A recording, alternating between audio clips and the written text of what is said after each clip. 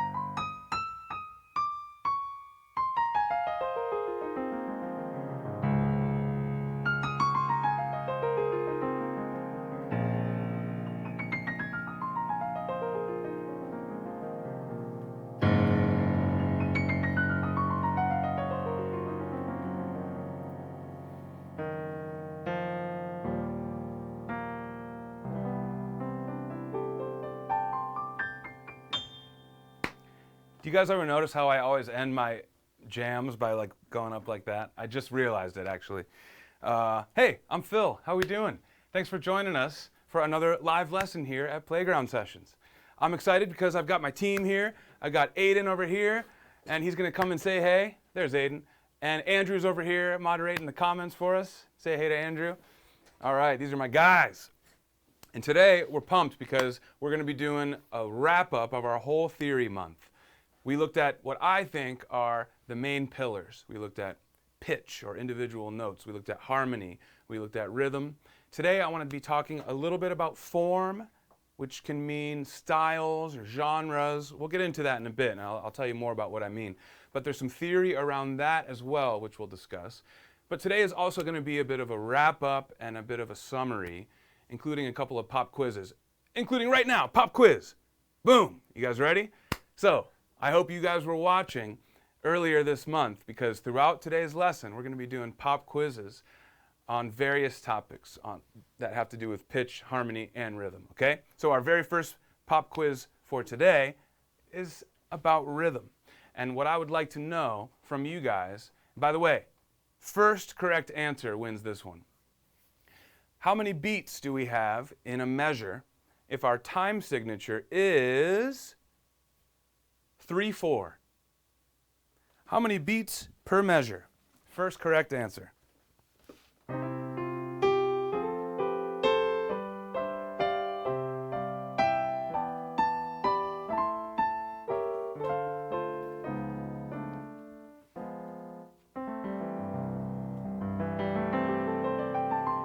I'm just going to play a little bit for the delay that we have here. Although I think we do have our first correct answer.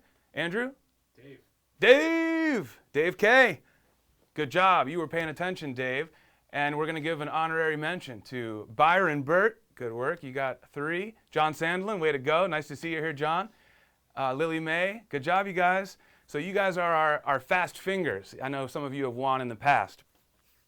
We're going to do a few more pop quizzes throughout the day, though, so stay tuned. But in the meantime, the first thing I'd like to do before we get into the theory is talk about this 30-day challenge. How many of you have been doing the 30-day challenge in our app?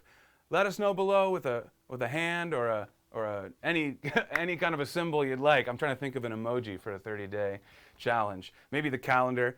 Whatever it is, let us know if you're doing it and if you're enjoying it. Today happens to be day 15 of our 30-day challenge, coincidentally, which means we're right about at the halfway point.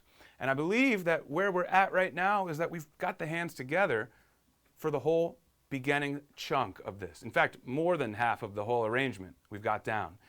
All we've got now is there's 2 things. We need to get the ending down.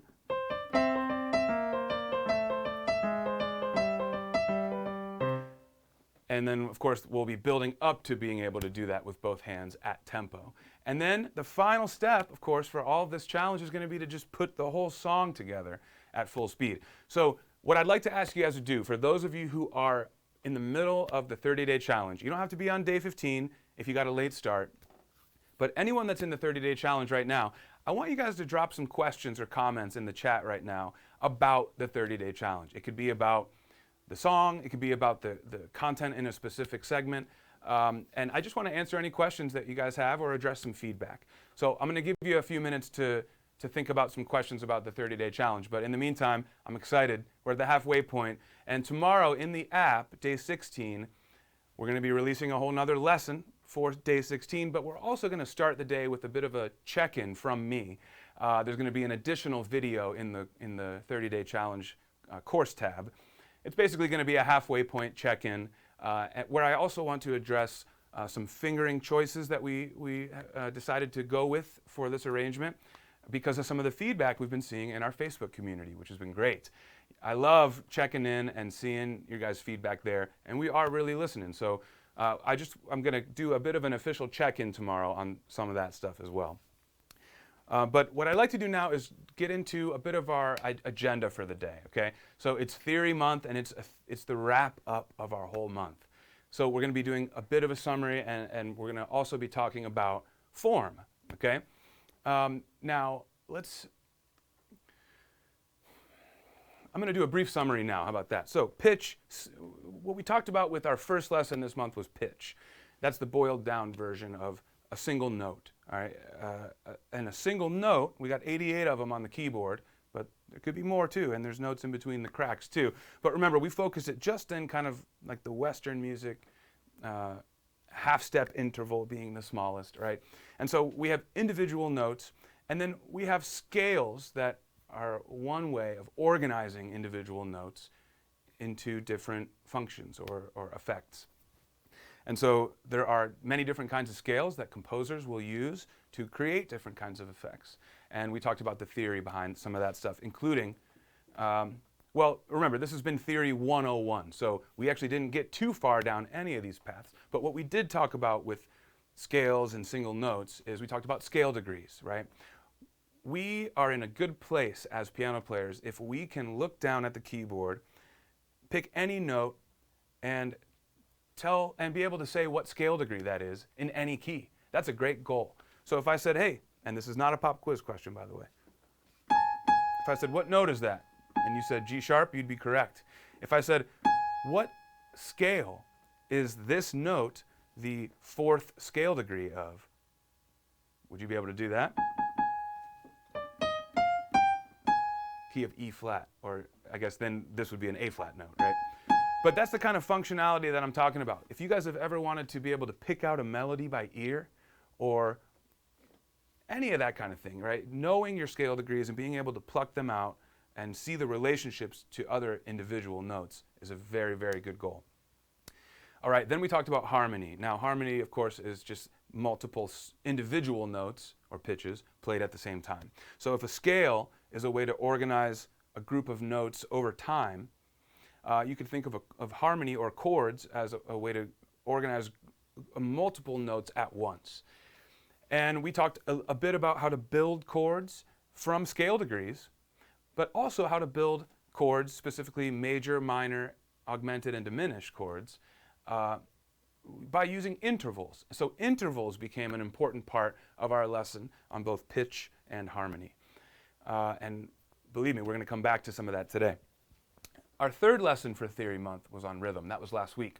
And we talked about things like note durations, of course, and the relationships of the notes to one another. And we talked about subdivision. We talked about time signatures. Okay, this is all crucial stuff to be able to play the piano better. If you're working on learning a song, a new song, having this theory experience and knowledge will help you learn that song faster. You'll see the patterns in the music and you'll recognize it for what it is at a larger scale. Instead of looking at every single note and starting from scratch, what note is that, what note is that? You can identify notes within a scale, or you can identify a whole chord at once instead of just reading individual notes of that chord, for example, okay? So that's, if you're learning a new song, that can help you with that. It can also help you practice more efficiently because you can start to see what you're doing in your practice. And it's all about zooming out and seeing the larger context of everything. If you can understand what you're getting into, you're going to enjoy it more and you're going to be able to learn it and internalize it better and faster, right? I can't sell it enough. So it's important we're talking about theory. Today, we're going to be talking about something a little more abstract. We're going to be talking about form, and I think of form as, well, literally, I usually use the word form to describe the length or the order of a piece. So what is the form of that song? Well, it's 8 measures up front, and then it's another 8 measures. It's 16 measures, and then it repeats. That's the form. But that's just one way of thinking about form. That's kind of more the jazz way, maybe, where you're just thinking of the structure to solo over. But even at the classical level or across all genres, there are certain defining characteristics of each of those genres or styles of music. And there's some theory that goes into that as well. So I would love to give you guys today some tools to be able to identify styles of music or genres of music by some of these characteristics on the radio, for example. It's something that will make you a much more informed listener to be able to say things like, oh yeah, this song is a waltz. I can tell because I can hear the time signature. Or this doesn't sound like a traditional pop song because the chord progression is not repeating very often. Things like that. If you've heard people say that before and it's been a mystery to you, I'm trying to give you the key right now to that, okay? So that's what this month has been all about. And specifically today, we're talking about form. So before we dig into the lesson, I want to jump back to the chat and make sure that I'm seeing some questions and comments from you guys, especially as it relates to the 30-day challenge, okay? So let me check in with you guys. I see a couple of 3s. Those were our correct answers. All right. John Sandlin must have been getting a delay. Dave and Byron answered before Phil asked on my screen. Oh man, John, I'm sorry to hear that. You know, the delay has actually been a challenge for this pop quiz on our end too. So thank you guys for being patient and understanding as we try to get this thing tighter. I think the pop quiz thing is a good thing, but thanks for bringing that up, John, because we want to get it tighter. We'll look into that. Maybe I'll think of a way to structure this to make it there be maybe more of a delay for when I ask for the answer, for example. But John, I'm just thinking out loud. Let me think about that more. I definitely don't want to disadvantage anyone that's got a slower connection. Okay, so Jean-Louis, hello. Dave, doing the 30-day. Okay, so we got some 30 days. John's on day 15. John, I love seeing your posts in the Facebook group, man. You're cracking me up with your poems. It's great to see. Charlotte Ward says 3 smiley faces. Hi, Charlotte. How are you doing? Thanks for joining us. Sarah Pickles. No, I'm not on the app, but I'm working on a couple things. Okay, cool. I can respect that, Sarah. There's plenty to work on in the app, but there's also some stuff to work on outside the app. No problem. All right, Byron. Peter, are we going to get more challenges after this? Great question, Peter. So this is our first experiment in our first foray into the world of this kind of a project. I've been trying to respond a little bit on Facebook about sort of explaining our thinking behind this 30-day challenge. I'll give you the top level now. Basically, the idea was to try and give true rookies a song on day 1. And the challenge in the past has been that songs are hard, even at the rookie level. So when we give a rookie song out into the song store, it's still not necessarily intended for a day 1 rookie. That's why we have the boot camp for one. The boot camp is a great place to start on day 1 because the boot camp is a place where you can learn things like what are the finger numbers? What is a pivot? What is a hand position change? Things like that. Things that you guys are seeing in the 30-day challenge as well. But the reason that we have not done it in the song store in this way is because it's really hard, and there's a rights restriction, by the way, to do video lessons for every segment of every song at every level, okay? So we're trying this right now to see if it's valuable for us and for, more importantly, for you guys, for the students. And if so, to answer your question, 100%, we are going to do more of these for sure. But it is an experiment for us right now. We have gotten some great feedback from you guys and across all channels, and we are definitely weighing all of that as we decide what we're going to do next. We've heard some feedback about wanting some more intermediate and advanced content. Absolutely. Absolutely, there will be a 30-day challenge in the future that has more advanced content. I'm not going to give you a date right now because we're a busy small team, but and we have a lot on the plate already that we're already in production on. But rest assured, the short answer right now is that this will definitely not be the last challenge that we do. We've already seen a great response, and we've already seen a lot of practice records, by the way. I'm going to tell you guys tomorrow when I do our check-in video in the app, but we're almost at 100,000 practice records just on the 30-day challenge in the app, which is really, really exciting. So far so good. We're definitely going to want to do more in the future, but exactly what that will look like and when is not something I can say just yet. But keep your eye out. All right, a couple more here. So Byron says, enjoying the 30-day challenge. Slowing down can be a benefit and a challenge. Great point, Byron. Last week we had someone say something similar, that they were used to playing it at a faster tempo, so when they go to play it slower, it's actually harder than when it's faster. That's right, man. I mean, however you are practicing this thing, you're building muscle memory.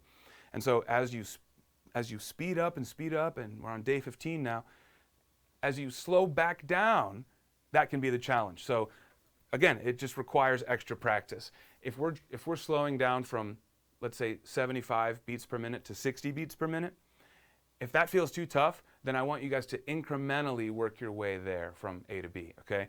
In other words, do it at 75, then go to 72, then go to 68, then go to 65, then go to 62, then go to 60, for example, okay? So what you want to do is let your hands ease into the new speed.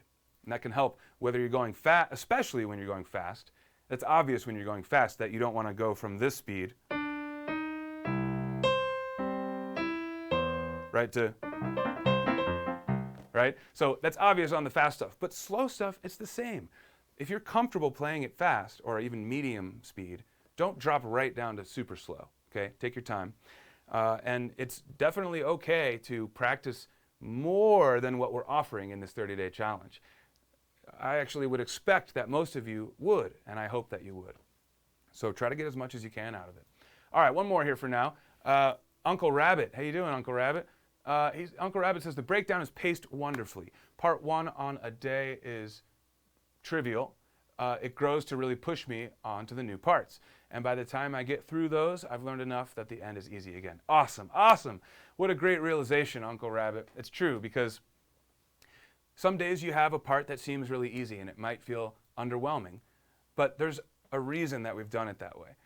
We've got 30 days, and not every day is going to be the same difficulty. So some days you might see something that feels a little easy. Well, good for you, enjoy it, because the next day might be harder, right? Or it might seem easy now, but when we speed it up, or when we add the other hand, for example, it could be a lot more challenging.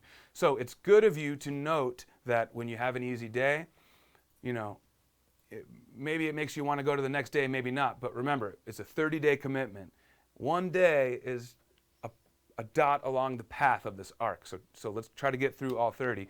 But you're totally right. So I agree that, I am glad to see that you agree that the breakdown is a good pace. That's another thing we're testing with this 30-day challenge, is breaking it down way more than we usually do in the song store, and including with video lessons from me, which I hope is helping as well, but also including breakdown segments, right, where we're actually changing the part a bit to make it easier for you to learn and play right then. And then as you continue to move through, we start to take the, we can call them, take the bumpers off, right, the rails off, and let you kind of get into the more real part. And I'm glad to hear that you're enjoying that. I don't want to say it's been contentious, but there definitely has been some feedback that says that the breakdown is either there's too much info, or it's too easy. And so, of course, not everyone's level is the same. And this gets back to the previous question. When we do more 30-day challenges, we will try to cater to some more advanced players as well. But if you could let me know, Uncle Rabbit, what you think your level is. Are you playing rookie stuff in the app? Are you in the rookie boot camp? Or have you dabbled into intermediate stuff? It would help me with your feedback if you could let me know what level you are as a player. All right. I see another message from Charlotte Ward. Is that all you can say, Char? Hey? I'm just messing with her. Charlotte is in the family. She's at home watching, and I appreciate you watching. Hey, Char. All right. John. Okay, I got some good comments here, so we're going to keep moving. Lily Mae, pianist, says, I love challenges, but I just couldn't get motivated for this one. Looking forward to the next one. Interesting, Lily Mae. That's fair enough. You know, part of this has to do with the song choice, I'm sure. This song doesn't resonate with everyone, and I can appreciate that. It's a challenge picking a song for something like this because it has to be available to us from a rights perspective. It also has to be easy enough that we can achieve this 30-day challenge mission together and succeed. And it also has to be difficult enough, or I guess interesting enough, that it poses a challenge and makes you want to come back and learn. So, Lily Mae, I appreciate your honesty there, and I hope for the next challenge we can mix up the song selections a bit. John Sandlin says, I think the 30-day challenge has opened up some eyes on techniques we need, but others have observed how hard it is to slow it down and remove notes you've already learned. Yep. So this is, again, shining a light on the notion that we should probably do a challenge for different difficulty levels, right? Because it's hard to hit everyone's level appropriately with just one arrangement. Great feedback. And then John continues and says, I do that with the tempo a lot. I vary it up and down. If I find I'm making errors at a given tempo, I back up a few steps, slightly slower to get back on track. Beautiful, John. That's exactly right. Switching up your speed, even when it's not part of a served up lesson from us, is a great thing to add to your practice. Anything you're working on. If you practice it in one tempo only, you're limiting yourself. You can imagine a wet towel. You could really wring it out and get more moisture out of there. You can get more out of it if you take the same thing you were practicing and you do it at different tempos. It's a great piece of advice, John. Thank you. All right. Man, you guys are going so fast. I could do a whole lesson on just the Q&A right now. I'm going to follow up with Uncle Rabbit. He says, I started Black Friday and I'm moving through the rookie stuff. Just getting into the two hands parts and continuing and coordinating. That's a challenge. Awesome. Great to hear. So this is actually, Uncle Rabbit, I'm happy to say that we had someone like you in mind for this challenge. And so it makes me happy to hear that it's resonating with you. The two hands part, I believe, comes around day 12. That was a big hurdle for people, we heard on Facebook. And so you nailed it. I mean, both hands is just tough. The hand coordination is tough. When we get to days 16, 17, and 18, I believe, we shift gears a bit and we start working on speed, okay? So we're going to take what we've learned so far and work on just speeding it up incrementally. Then we'll get into some new material and then we'll wrap the whole challenge up. But anyways, I think I'm looking at my clock and I'm going to get back to this chat in a bit, but what I'd like to do is get a bit into, let's see here, let me check my agenda. Before we get into our lesson, I want to just give a quick announcement here that tomorrow, just briefly here, I want to let you guys know that one of our partners in the social world, his name is The Theorist. He's an amazing pianist and an amazing arranger and a cover artist, and he's got a really big YouTube channel where he just hit 1 million subscribers. So congrats to The Theorist if you're watching. But he's going to be doing a special tomorrow, a live stream from his channel. And he's going to be doing a Q&A and live performances. And we're pumped about it in part because we love watching him play. He's really great. But also because he's going to be giving away a couple of Playground Sessions memberships. And he's going to be talking about Playground as a part of his 2020 plans as well. So we're pumped about that. And I just wanted to let you guys know, if you're free tomorrow at 9 p.m. Eastern time, you could tune in and check out the Theorist live stream with us. I'm actually going to send to a quick teaser and let you get a little more information about the Theorist's live stream tomorrow. And then on the other end, we're going to get back to the lesson.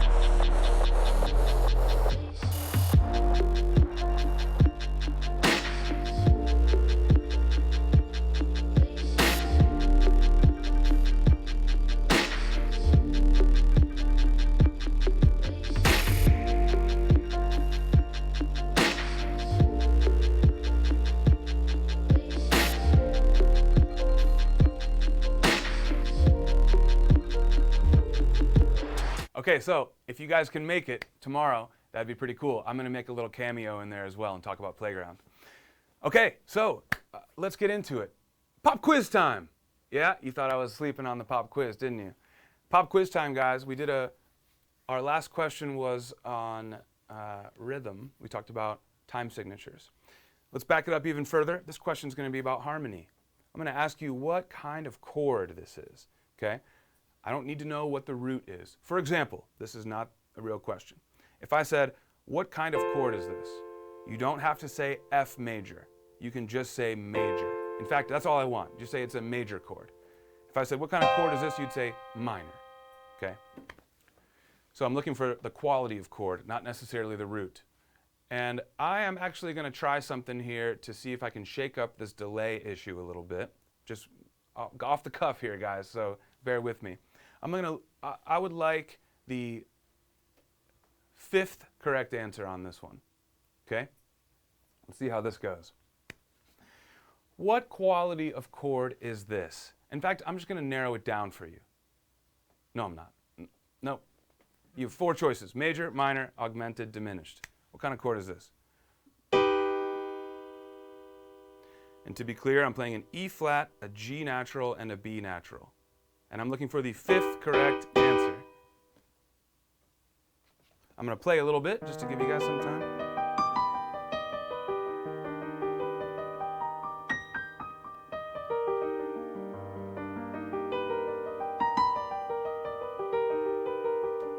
Once again, it's this chord right here.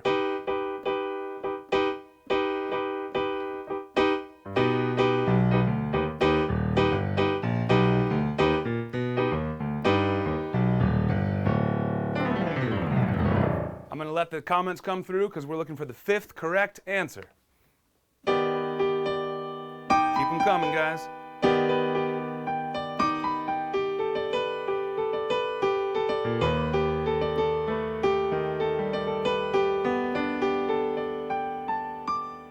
Do we have our 5th correct answer, Andrew? Yes, it's Peter W.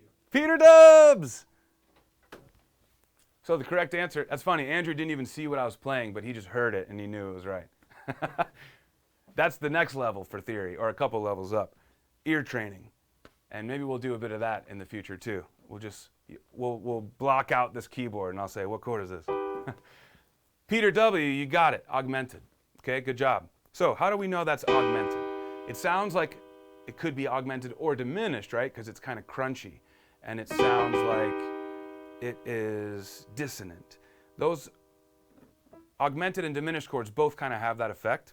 So if you can't tell by ear, then you want to lean on the tools that I showed you in the harmony lesson that day, where we walk up half steps, remember? So you don't count the note you're on. You walk up 1, 2, 3, 4, and then 1, 2, 3, 4. 4 and 4. That's the formula for an augmented chord. So briefly, let's review. The formula for a major chord would be 4 and 3, right? So you start on your note, 1, 2, 3, 4, 1, 2, 3. There's an E flat major chord because 4 and 3. Minor, you flip it, 3 and 4. So you start on a root, you go 1, 2, 3, 1, 2, 3, 4. There's E flat minor. Diminished is 3 and 3. Okay, so 1, 2, 3, 1, 2, 3. There's a clash, right? A dissonant clash. Both are intervals of minor thirds, or 3 half steps. And finally, an augmented chord, which is what we just had for our quiz question, 4 and 4, or major third interval and another major third interval. 1, 2, 3, 4, 1, 2, 3, 4. Okay, good job, everyone. Augmented. All right, now let's get into the meat of today. What I want to talk about is form, okay? There's a whole lot we could do with this, and so what I'd like to do is try and structure this in a way that ladders back up to the other 3 topics that we've covered this month. In other words, how can we use pitch or melody, harmony, and rhythm, or at least terms from those lessons, to describe genres or styles of music or set forms of certain kinds of music? So that's going to be my attempt to kind of tie this stuff together today and broaden it out from just your 88 keys. This can be something that you apply when you're listening to Spotify, or I think I said the radio earlier, like we were in 1998. Uh, no one, everyone's got earbuds and stuff now, right? So, but you know what I mean, right? You want to be able to listen to music and know what's going on, right? That's kind of what is one of the main drivers of wanting to learn theory anyways. So I want to try to talk about that today. We all know standard, common, popular genres. We can talk about pop, rock, jazz, or jazz and blues, gospel. There's like subgenres. We could talk about classical, country, which is kind of in pop and rock. So there's really not an unlimited amount of these things, right? But each one is unique enough, based on the sound alone, most of the time, that you can differentiate between them upon first listen. But what about within genres? How can you start to differentiate sort of sub-styles? And what are we looking at besides just the sound to differentiate and identify these styles? So let's talk kind of about each one of the ones I just listed. Jazz music brings up a couple of ideas for me, and I can talk about jazz in these pillars, right? We can talk about scales. We can talk about scale degrees that and certain kinds of scales that organize the notes into sort of jazzier scales or riffs. And something that's unique about jazz when we talk about scale degrees is that the tonality often shifts in jazz music. So in other words, in a pop song, if we're in the key of C, we're typically going to be in the key of C the whole song. But in a jazz song, even in the first 4 measures, you might see us changing keys and then changing back. And so having one scale that works over an entire jazz song, short answer is that typically doesn't work, okay? That's because of the complex nature of the chord progressions in jazz music. So jazz chords or harmony tends to be really dense and more full and more colorful.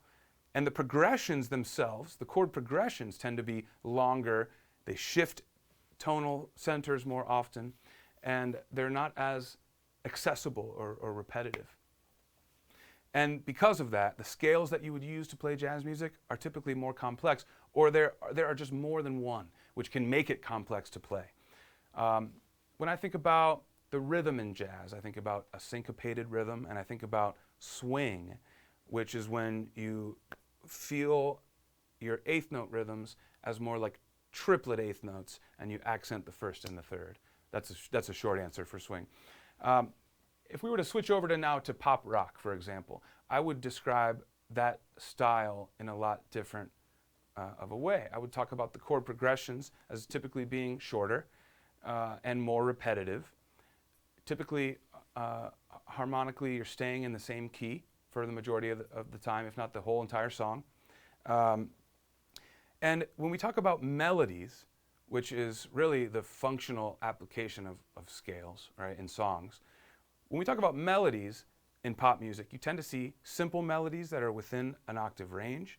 You tend to see not a lot of chromatic motion in pop and rock melodies, where in jazz music you see a ton.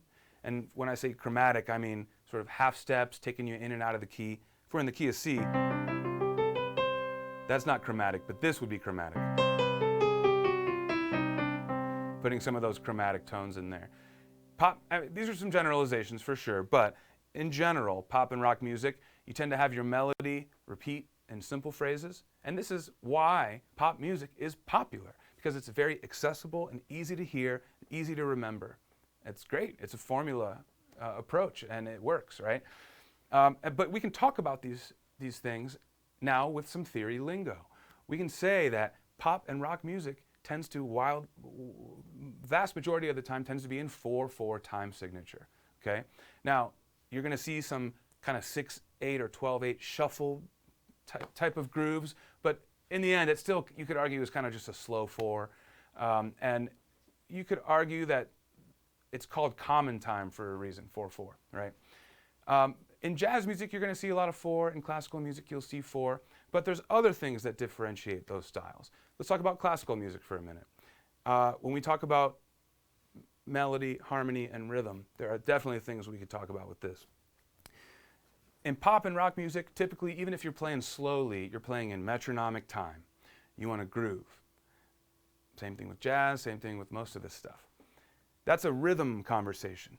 Even timing, right? Playing along with a metronome. What tempo are we at? In classical music, many times, that is not the best way to play. You don't want metronomic time. You want to play with some expression and some push and pull and breathe some life into it. So I'm going to make up a song. It's easier for me than trying to think of a real song to play. I'm going to play it in metronomic time, and then I'm going to play it with a little bit more expression. And let me know if you guys can hear the difference.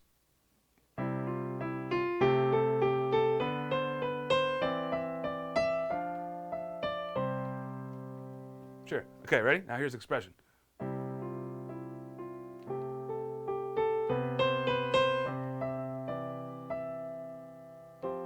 I forget what it is I played. But I hope you could even tell from that imperfect example that the difference is a push of the tempo and a pull of the tempo. That is called rubato, and that is a technique that classical players will use to bring a piece to life, okay? You don't want to do that if you're playing with a rock band because you're going to get off from the drummer and it's not going to sound good.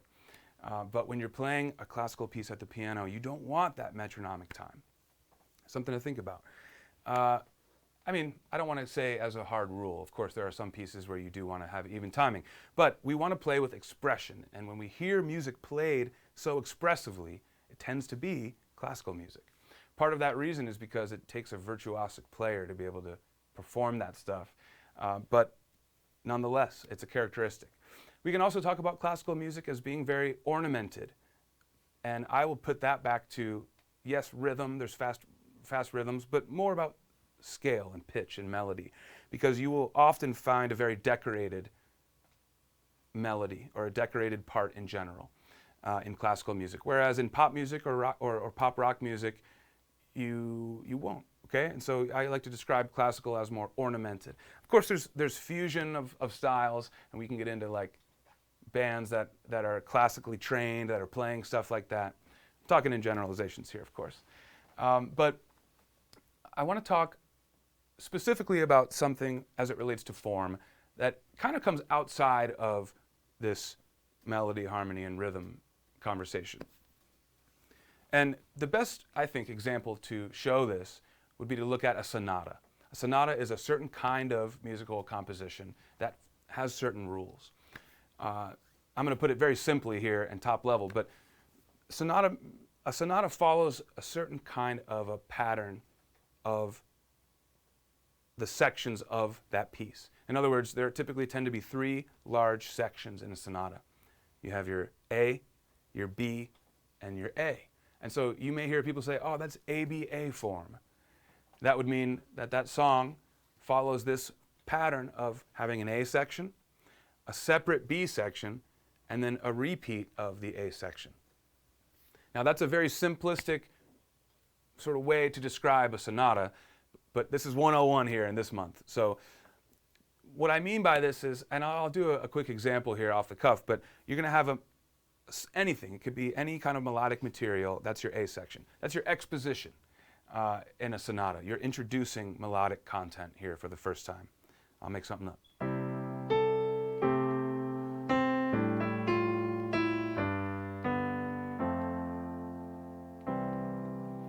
Do it again.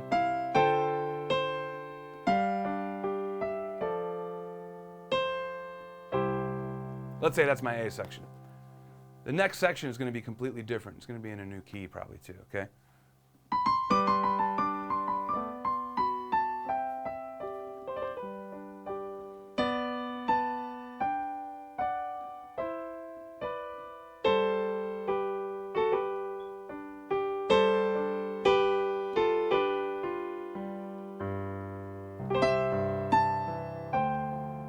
Now I'm back at the A section again. Now that wasn't perfect. Again, it's easier sometimes for me to make something up, but I hope that the point still sticks. That's a very common device that we see, actually, you could argue outside of sonatas as well, but this is the sort of the perfect example of a classical piece where that's the rules. And so if you hear that kind of pattern, for example, oh, there's that melody in the theme. Oh, and now we've changed keys and we have a new theme. This is likely a B section. I wonder if it's going to go back to the A section. And you hear that melody again later on. Ah, we've come back. So you have your exposition, that's your first A. You have your development section, which tends to be maybe something from the A section, but it's in a new place and it's a new treatment. You're exploring and you're developing that melodic content. And then you have your A section. Again, you return to that original melodic theme, maybe even with some subtle differences. And that could be called the recapitulation, the recap. So you have your exposition, your development, and your recap. That's just one example of how we can really get into rules about how to write a song, how to, if you want to write a specific type of song, there are rules to it, is the point I'm trying to make. And there's a great example of one. A sonata follows an ABA form. That's something you can listen to and recognize. Something you can recognize in music as you're learning something from sheet music as well. Remember, that's a big takeaway from these sessions here, is I want you guys to be able to then go do what you want to do playing better and faster. Okay, so the next time you sit down and try to learn a classical piece, it may help you to know that we're probably going to bring this melody back at the end for the recapitulation. Okay? Now, we could talk a bit more about some of the defining characteristics, but I want to check in on the chat really quickly because I want to see if you guys have specific questions about this stuff. I can tailor the rest of the lesson towards that, okay? Sarah Pickles, oh no, I can already see this comment. That's funny. Where is she? Where'd it go? Remember, jazz is just an excuse to play the wrong notes. That is funny. And it's funny because Miles Davis actually famously would say that there's no wrong notes. And if you play a wrong note, you just got to justify it, right? And so there's different ways you can do that in jazz. If you play the wrong note, you can play it a few times in a row, like with some conviction. Who's to say it's wrong? Or you can just slide a half step up or a half step down. You'll probably land on a right note. So in jazz, half the battle is like convincing everybody else that you meant to do that. That's a funny observation. All right, let's see what else we got. I'm seeing someone talking about Disney music. Hold on here. Oh, you can invert any chord. I could tell E flat. Yeah, augmented fifth. Good job, SD Rockman. Hold on. John says, hey, I had a radio playing a day or two ago. I don't know what I was talking about. I literally listen to the radio every day on the way to work. It just sounded like an old-timey thing to say when we live in like a streaming world. But yeah, we're not obsolete yet. Radio's still around for sure. Andrew always jokes that cause I'm way older than him, but I don't feel very old. Andrew's really young. So anyways, age is relative. Okay, how we doing? I'm just trying to catch up on this active chat. Oh, here we go. Lily May says, okay, Andrew already answered you. Is expression the same as adding dynamics? Yeah, dynamics can be one part of playing with expression, for sure. Yep. Lily May says, I'm learning the Moonlight Sonata right now. There you go. I asked before the lesson, what do you guys think is the most famous sonata out there? And Aiden said Moonlight Sonata. There you go. So you're learning this, Lily May. You're on the first movement. This is awesome. So now, hopefully you can have a framework to apply to that as you're learning. Now you'll know when you're in the development section. You'll know when it starts to change tonal centers again to get you back to A again. It's satisfying when you recognize that stuff. When it's no longer a mystery, but it's actually something you are in control of, right? The third movement is insane. Yeah, there's a reason why most people only know the opening couple of measures of that. Chad Miller, what's up, my man? Chad says, just received my new keyboard and playing catch-up on day 7 of the challenge. Also working on Chopin's Sonata No. 2 in B-flat minor, Opus 35. Look at you, my friend. You got the new keyboard and you're like hitting the ground running. That's very exciting. I don't think we have that one in the app. But yeah, well, I'm going to have Andrew check on that because I know we have added some classical stuff to the library. And I know we have the Nocturne in E minor, and I believe we have some other Chopin as well. But very cool. Either way, Chad, I don't think we have that one in there after all. But let us know how it goes, and if you think it's a good one to learn and that we should put it in the app for everyone else, let us know. But it's great to see you, as always, Chad. Thanks for joining again. All right. I think it's pop quiz time, guys. What do we say? Is it time to get a little more prizes going? I think it is. We have a question about melody now, scale degrees. We're going all the way back to our day one, okay? And this question is going to be about scale degrees. And I'm going to ask you,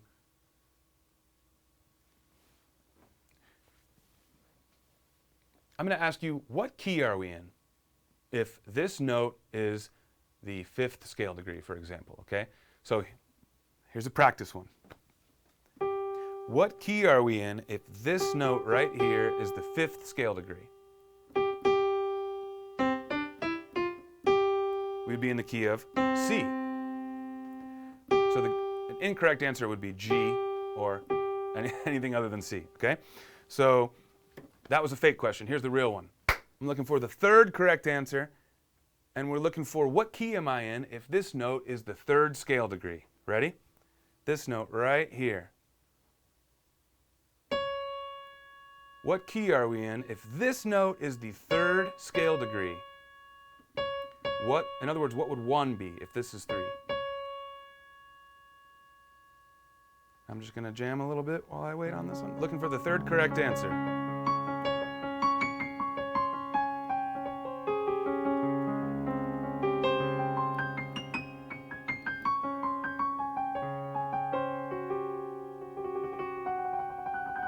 Third correct answer. What key are we in if this is the 3rd scale degree?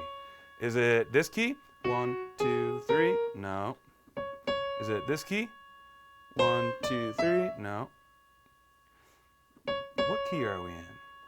I'm seeing some answers, and I will tell you guys that I haven't quite seen a right answer yet. I'm seeing some close ones. I'm seeing some good stuff come through.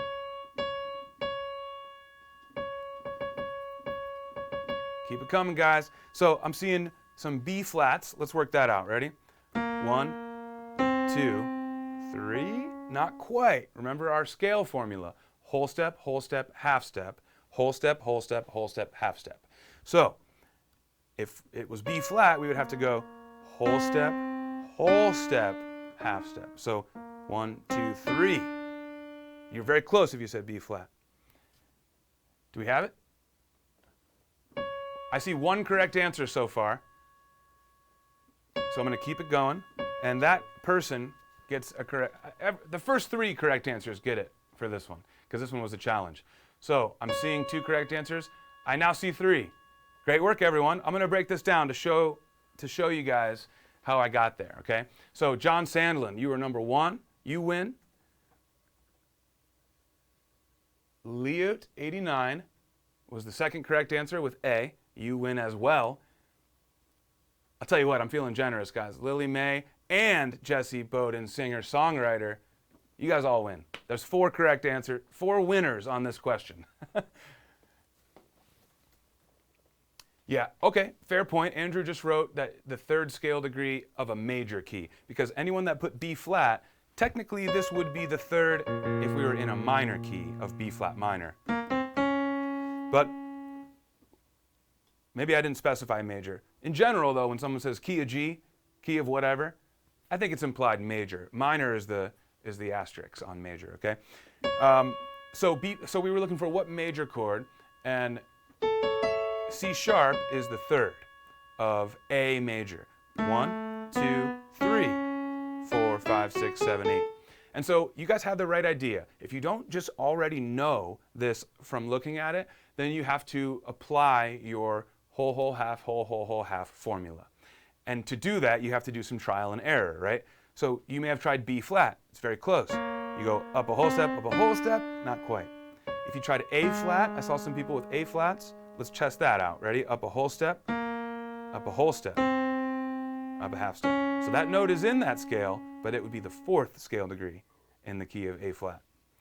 If you keep trial and erroring, you will find that A major is the one. You go up a whole step, up another whole step. There's our 3rd scale degree. Okay, so this stuff, guys, this takes a lot of practice. We're not going to do a whole lesson of 100 different pop quiz questions, because that would make for a weird video. But when you're at home and you're working on this stuff, and I really want to encourage you guys to find some sort of a flashcard system. There's a lot of sites that have, stuff like this that you can just in browser, like just cycle through flashcards. It's super, super helpful. It's questions exactly like I'm asking you right now for this pop quiz, but you can just practice them firing them off one at a time. Yeah, maybe I'll ask Andrew to post a link or two to something that he is aware of that he likes. Because it's great, it's invaluable practice, guys. And it's stuff that you can do when you're not in front of your keyboard. For those of you in the city and you're taking the subway to work or whatever, that's stuff you could be doing on the train. Anyone can do this stuff outside of the keyboard, and you should. And it's going to help you when you come back to your next lesson, whether it's with me or just with the app or with a private teacher on your own. If you guys practice this stuff regularly, it's going to help every single one of your musical goals. I promise you. I promise that. All right, guys, let's see here. I have an idea. I mentioned last week that we were going to vote on February's topic, right? So that's what I'd like to do now. And what we can do is either continue down this path of theory or we can switch it up. So here's what I'd like us to do. I'm going to present two options for you, and I want you guys to just write in the chat. I don't care if you don't feel strongly about it either way, still just pick one. Let's just see where we're at. I want everyone watching to chat. You got two options, Theory 201 or Expression. Theory 201 would be essentially doubling down on what we've talked about this month and kind of getting into some intermediate territory, building on what we have come this far together with in theory. I've heard a lot of you say, oh, it'd be cool to do Theory 201. So I'm presenting that as an option. I'm also presenting Expression as an option because to me, that could be a nice break from some of the more heady theory stuff. In other words, we could talk about how to play with expression, something I've touched on today a little bit, how to play with rubato and dynamics and how to phrase your music that you're playing. How do you breathe life into it? How do you make it feel like a human is playing it instead of a machine? It's a tough choice. I see John Sandlin saying now it's a tough choice. It is. It was tough for me too. This is fun though. This is part of this group interaction that I really enjoy. So you can write out theory, expression. You can just write T or E, whatever you want. But I'm going to let you guys chime in for the next 30 seconds or so while I just play. I want everyone to write something. Everybody. So Theory 201 or playing with expression.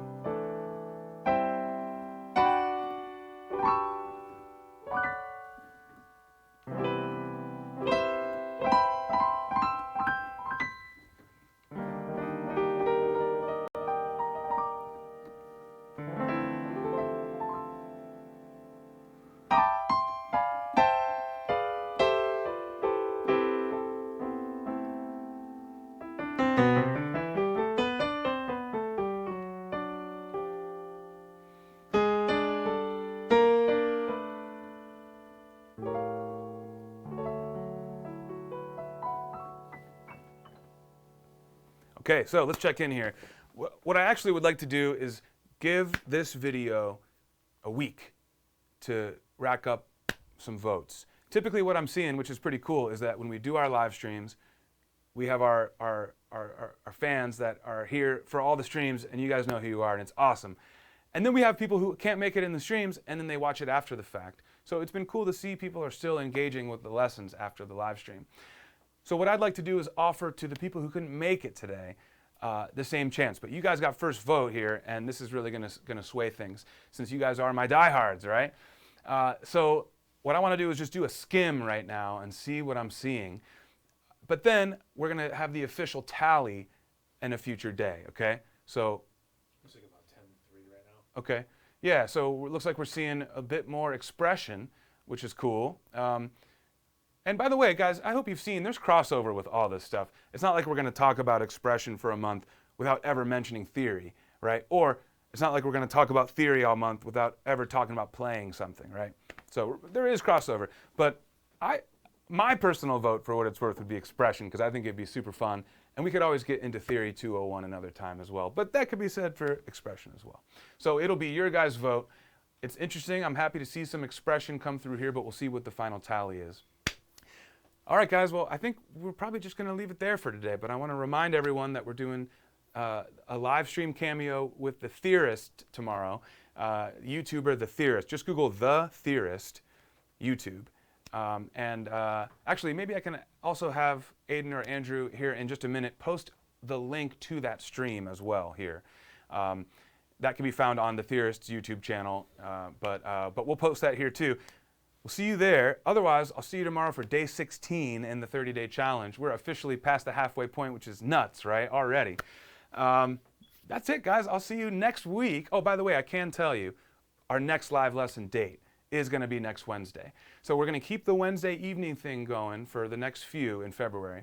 But the final lesson in February is going to be on a Sunday, and we're going to have like an extra fun time that day. Okay, we're going to kind of try this new thing where at the end of the month we do a little bit bigger of a show, and we do them on the weekend for you guys. Okay, so next week, 1 week from today, we'll see you for the next lesson. But what we'll be talking about, it's up to you guys, all right? It's up to our community. Are we talking Theory 201, or are we talking expression?